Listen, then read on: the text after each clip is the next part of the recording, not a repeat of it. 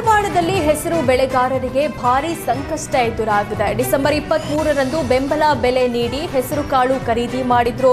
ರಾಜ್ಯ ಸರ್ಕಾರ ಪಿಕೆಪಿಎಸ್ನಿಂದ ಖರೀದಿ ಮಾಡಿತ್ತು. ಆದರೆ 1.5 ತಿಂಗಳ ಬಳಿಕ ಹೆಸರು ಕಾಳು ಗುಣಮಟ್ಟದಲ್ಲಿ ಇಲ್ಲವೆಂದು 1600 ಬ್ಯಾಗ್ಗಳನ್ನು ಮಾರ್ಕೆಟಿಂಗ್ ಫೆಡರೇಷನ್ ಅಧಿಕಾರಿಗಳು ಪಿಕೆಪಿಎಸ್ಗೆ ಮರಳಿ ಕಳಿಸಿದ್ದಾರೆ. ಈ ಬೆನ್ನಲ್ಲೇ ನವಲಗುಂದದ ಬ್ಯಾಹಟ್ಟಿ, ಸುಳ್ಳ, ಕುಸಗಲ್ ಗ್ರಾಮಸ್ಥರು ಆಕ್ರೋಶ ಹೊರಹಾಕಿದ್ದಾರೆ. 95 ರೈತ ಕುಟುಂಬಗಳಿಗೆ ಸರ್ಕಾರ 1 ಕೋಟಿ ಹಣವನ್ನ ನೀಡಬೇಕಿದ್ದು, ಬೆಂಬಲ ಬೆಲೆ ನೀಡಿ ಖರೀದಿ ಮಾಡಿದ್ದ ಹಣವನ್ನ ನೀಡಬೇಕು ಅಂತ ಜಿಲ್ಲಾಧಿಕಾರಿ ಸರ್ಕಾರದ ಮುಖ್ಯ ಕಾರ್ಯದರ್ಶಿಯಲ್ಲಿ ಮನವಿ ಮಾಡಿದ್ದಾರೆ. ಬಳ್ಳಾರಿಯಲ್ಲಿ ಬ್ಯಾನರ್ ಗಲಾಟೆ ಬೆನ್ನಲ್ಲೇ ಪೊಲೀಸರು ಅಲರ್ಟ್ ಆಗಿದ್ದಾರೆ. ಬಳ್ಳಾರಿಯಲ್ಲಿ ಅಕ್ರಮ ದಂಧೆ ಎಗ್ಗಿಲ್ಲದೆ ನಡೀತಾ ಇದೆ ಎನ್ನುವ ಆರೋಪ ಇತ್ತು.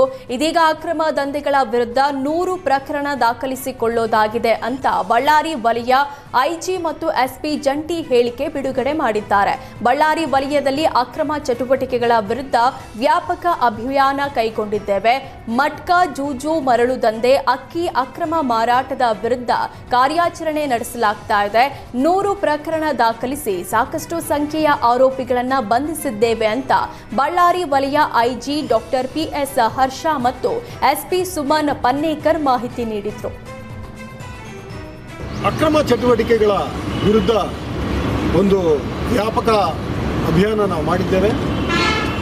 4 ಜಿಲ್ಲೆಗಳು ಬಳ್ಳಾರಿ, ರಾಯಚೂರು, ವಿಜಯನಗರ, ಕೊಪ್ಪಳ, ಈ 4 ಜಿಲ್ಲೆಗಳಲ್ಲಿ ನಾವು ಸ್ಪೆಸಿಫಿಕ್ ಆಗಿ ಮಟ್ಕಾ, ಗ್ಯಾಂಬ್ಲಿಂಗ್, ಈ ಕೆಲವು ಏನು ಸ್ಯಾಂಡ್ ಟಾಸ್ಕ್ ಫೋರ್ಸ್ನವರು ನಮಗೆ ರೆಫರ್ ಮಾಡಿದ್ದ ಕೆಲವು ಸ್ಯಾಂಡ್ ವಿಚಾರಗಳ ರೈಡ್ಗಳು, ಹಾಗೆಯೇ ಜಿಲ್ಲಾಡಳಿತದ ಜೊತೆ ನಮ್ಮ ಎಸ್ ಪಿ ಅವರು ಈ ಅಕ್ಕಿಯ ಅಕ್ರಮ ಮಾರಾಟ, ಈ ರೀತಿ ವಿಚಾರ.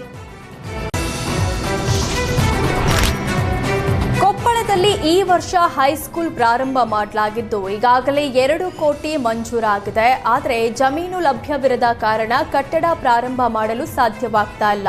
ಹೀಗಾಗಿ ಮಕ್ಕಳ ವಿದ್ಯಾಭ್ಯಾಸಕ್ಕಾಗಿ ಗ್ರಾಮಸ್ಥರು ಜಮೀನು ನೀಡಬೇಕು ಅಂತ ಬಸವರಾಜ ರಾಯರೆಡ್ಡಿ ಗ್ರಾಮಸ್ಥರಿಗೆ ಮನವಿ ಮಾಡಿದ ಆಡಿಯೋ ವೈರಲ್ ಆಗಿದೆ.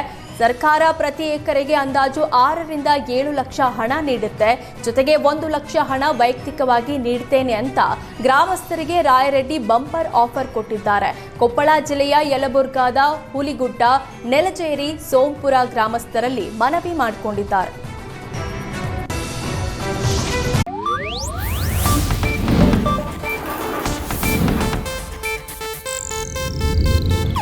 ಇದು ಏಷ್ಯಾನೆಟ್ ನ್ಯೂಸ್ ನೆಟ್ವರ್ಕ್ ಪ್ರಸ್ತುತಿ.